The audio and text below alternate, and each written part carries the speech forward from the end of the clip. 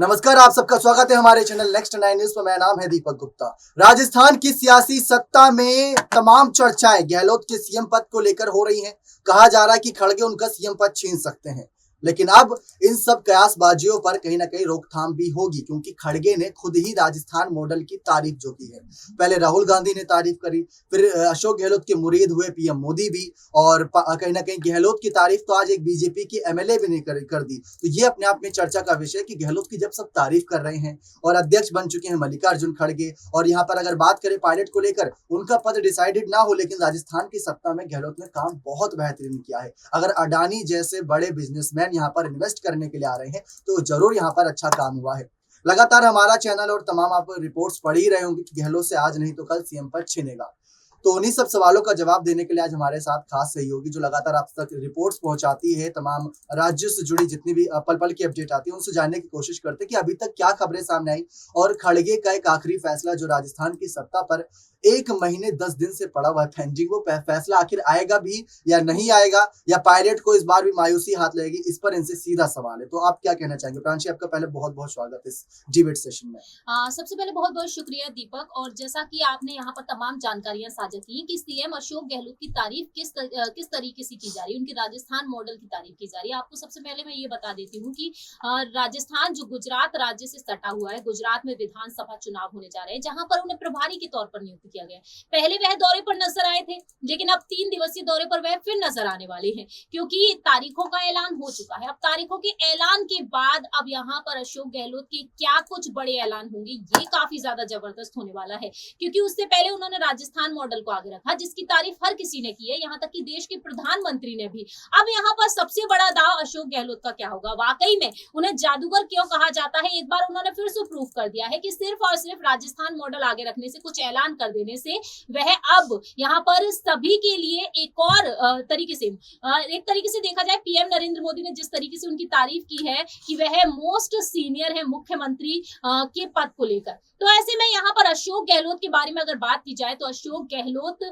जिनके 92 विधायक जो हैं, जो इस्तीफा दे चुके हैं, तकरीबन 40 दिन होने को जा रहे हैं, सीपी जोशी ने अब तक फैसला नहीं सुनाया है। तो राजस्थान की सियासत, और फिलहाल तो मैं यही कहना चाहूंगी कि जिस तरीके से बाकी सभी इंतजार कर रहे हैं, हम भी वही इंतजार कर रहे हैं कि पायलट के लिए आखिरकार इतनी देरी क्यों की जा रही है। तो फिलहाल हम यही कहना चाहेंगे कि सचिन पायलट पर, अशोक गहलोत पर जल्द से जल्द आलाकमान अपना फैसला सुनाए, खड़गे जी अपना फैसला जरूर। लेकिन सवाल ये खड़ा होता है कि कांग्रेस पार्टी गुजरात चुनाव में पिछली बार के मुकाबले 2012 के मुकाबले 2017 में बहुत बेहतरीन किया था। 61 सीटों से 77 सीटों पर आ गई थी, लेकिन इस बार कहा जा रहा है कि वो आधी हो जाएंगी। गहलोत को जिम्मेदारी दी गई है, राजस्थान और गुजरात सटे हुए राज्य हैं।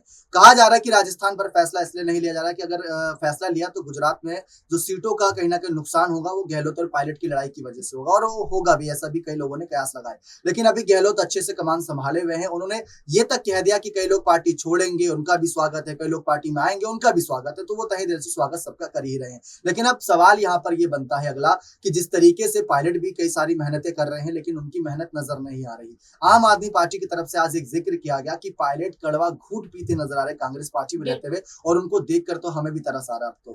तो उनको खुद कुछ फैसले करने चाहिए, या फिर पार्टी उन पर फैसला करे, या फिर गहलोत ही अपना फैसला सुना दे कि वो कभी सीएम पद छोड़ेंगे ही नहीं। क्योंकि अभी तक अगर प्रांशी आपने गौर किया उनकी लड़ाई पर, पायलट ने कभी खुलकर नहीं बोला उनको सीएम बनना है, गहलोत ने कभी खुलकर नहीं बोला कि उन्हें सीएम पद छोड़ना है। ये बात दोनों की तरफ से ही चुप्पी साधे रखी है, और ये बात सभी के लिए तभी सवाल खड़े करती है कि आखिर दोनों के मन में ऐसा कौन सा ज्वाला जो फूट रहा है लेकिन जनता के बीच नहीं आ रहा, उसको आप जरा साफ करिए। देखिए, ये साफ है दीपक, ये साफ तौर पर साफ आ चुका है कि सचिन पायलट ने गांधी परिवार से हाल ही में फोन पर बातचीत की कि आखिरकार जलीलियत कब तक सहनी पड़ेगी, क्योंकि बार बार वही चीज दोहराई जा रही है।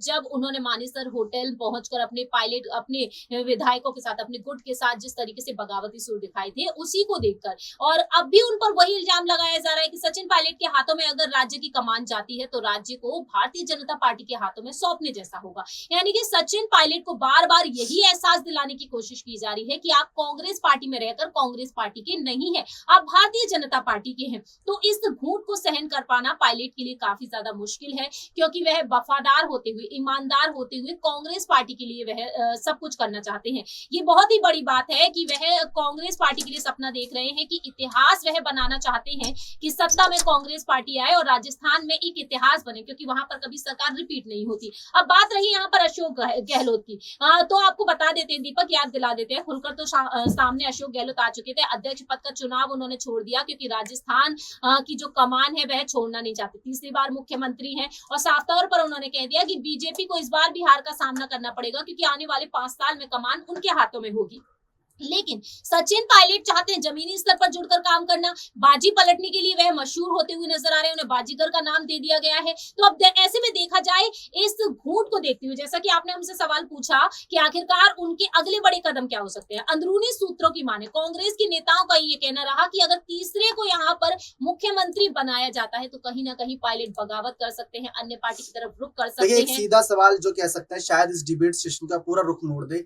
बाड़े विधायकों ने इस्तीफा दिया था, ये सच है। बाड़े नहीं, अगर 80 विधायक भी थे तो सरकार अल्पमत में है। सीपी जोशी ने अपना फैसला नहीं सुनाया, जिस पर हमने कई रिपोर्ट भी दी कि क्या फैसला हो सकता है, हमने नहीं, सहयोगियों ने जानकारी दी थी।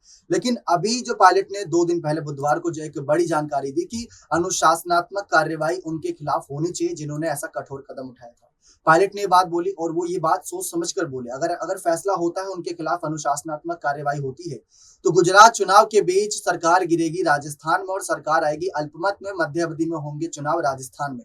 पायलट ने बहुत सोच समझकर बोला, लेकिन उनके हाथ से भी कांग्रेस की सत्ता जाएगी शायद अगर उनका बयान को अगर पूरी तरीके से जोड़ा जाए। तो इस पर आप क्या कहना चाहते हैं? गुजरात चुनाव के बीच राजस्थान में सरकार गिरना, बीजेपी ने भी कई बार सीपी जोशी से मुलाकात करी, विधायकों ने मुलाकात करी ताकि सरकार को अगर गिर चुकी है तो वो सभी विधायक सामने आए, तो वहां पर भी ये सारी बातें साफ नहीं हो रही और बीजेपी दोबारा से पिन मारेगी, ये बात तो साफ है। लेकिन आप इस पर क्या कहना चाहेंगे कि गुजरात चुनाव के बीच राजस्थान में सरकार गिरना, गहलोत से सीएम पद छीनना, इस पर आपकी क्या राय है? देखिए, बहुत ही बड़ी बात होगी और जैसा कि हमने महाराष्ट्र में देखा था कि महाराष्ट्र में तो बगावती सुर देखने को मिले थे, लेकिन अब महाराष्ट्र के एग्जाम्पल से हटकर अगर बात की जाए राजस्थान के बारे में, ये तो एक चुनाव है, वहां पर तो अवैध रूप से सरकार बनाई गई थी बीजेपी के समर्थन से।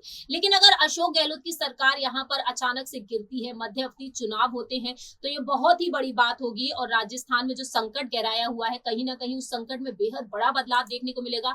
तो ना सिर्फ यहाँ पर मध्य अवधि चुनाव होते हुए नजर आएंगे, उसके बदले कहीं ना कहीं सचिन पायलट को यहाँ पर एक बहुत ही बड़ा फायदा भी मिल सकता है। शायद उन्हें उप मुख्यमंत्री दोबारा बना दिया जाए या फिर शायद यहाँ पर मुख्यमंत्री पद की दावेदारी के लिए उन्हें राजस्थान की विधानसभा तब होगा ना जब बीजेपी छोड़ेगी मौका, बीजेपी तो दावेदारी पेश करेगी ना। बीजेपी तो किसी भी हालत में मौका नहीं छोड़ना चाहेगी और अगर मध्य अवधि चुनाव होते तो जाहिर सी बात है बीजेपी तो इसी ताक में बैठी हुई है दीपक, ये हम सभी जानते हैं। और ये भी दावा किया गया कि कहीं ना कहीं आम आदमी पार्टी और बीजेपी पूरी की पूरी ताक में बैठी हुई है कि सचिन पायलट उनकी तरफ रुख कर ले, जिस तरीके से ज्योतिरादित्य सिंधिया चले गए थे। तो ऐसे में देखा जाए कहीं ना कहीं बाजी पलटती हुई जरूर नजर आ सकती है अगर ये चुनाव होते हैं और सचिन पायलट का अगला बड़ा जो कदम है वो यही देखने को मिल रहा है। जैसा कि 2 दिन पहले हमने देखा कि पायलट गुट के जो अब विधायक है वह साफ तौर पर सीएम गहलोत के खिलाफ मोर्चा खोलने के लिए तैयारी में बैठे हुए हैं और दिसंबर के अंत में अब राजस्थान संकट पर फैसला सुनाया जा सकता है क्योंकि गुजरात और हिमाचल प्रदेश के चुनाव है, इसी वजह से देरी हुई है। बहुत बहुत शुक्रिया प्रांशिस सभी सवालों के जवाब देने के लिए। पायलट गहलोत की लड़ाई 4 सालों में नहीं खत्म हुई तो हमारी इस